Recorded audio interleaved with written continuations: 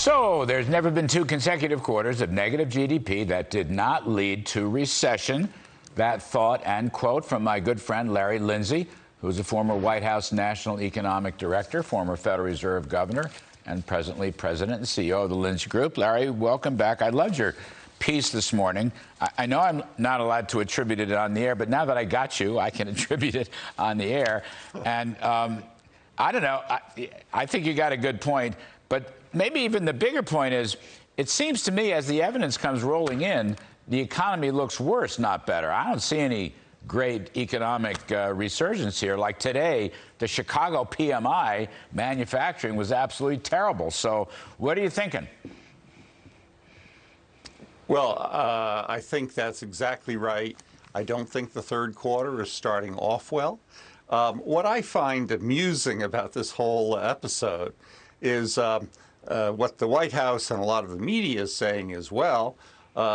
Two consecutive quarters of negative growth is not a recession, and therefore we're not in a recession. Well, sorry.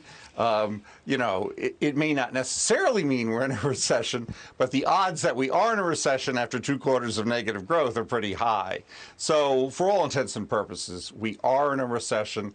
I think that's going to become obvious as the third quarter data continues to come in.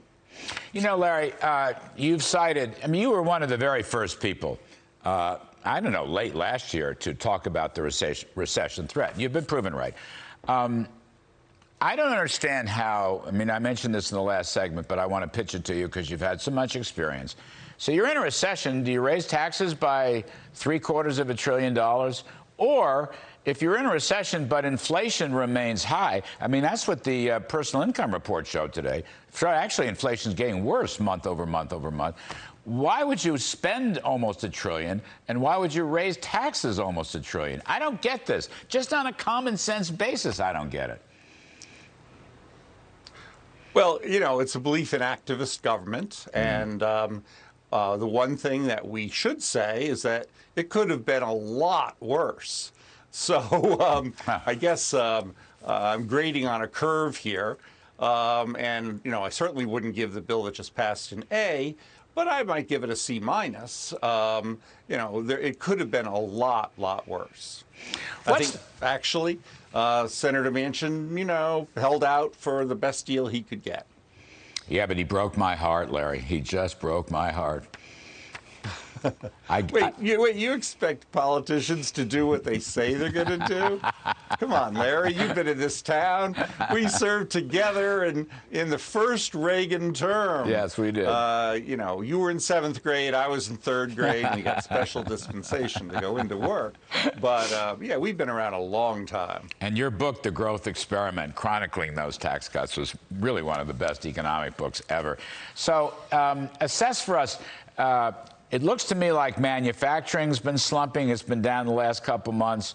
Real income and real wages, and you've talked about this endlessly, that looks very poor to me. People say about how strong employment is, but Larry, my question to you is, okay, non-farm payrolls are still rising, but initial unemployment claims going up, and the household survey has been negative for 2 of the past 3 months. Isn't that a warning sign for employment?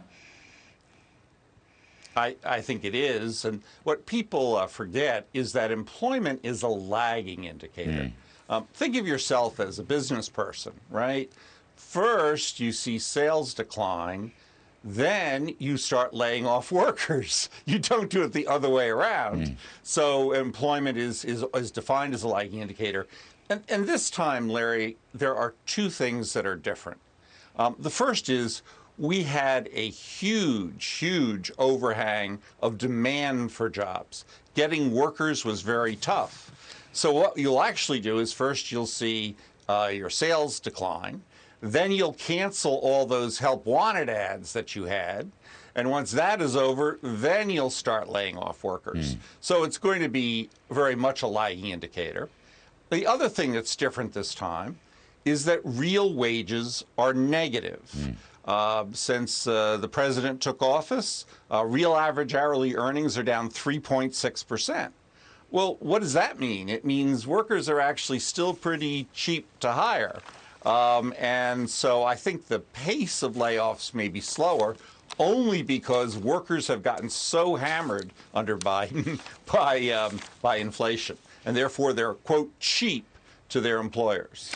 You know, I noticed today's also in the income report, real disposable income. So income after inflation, after taxes.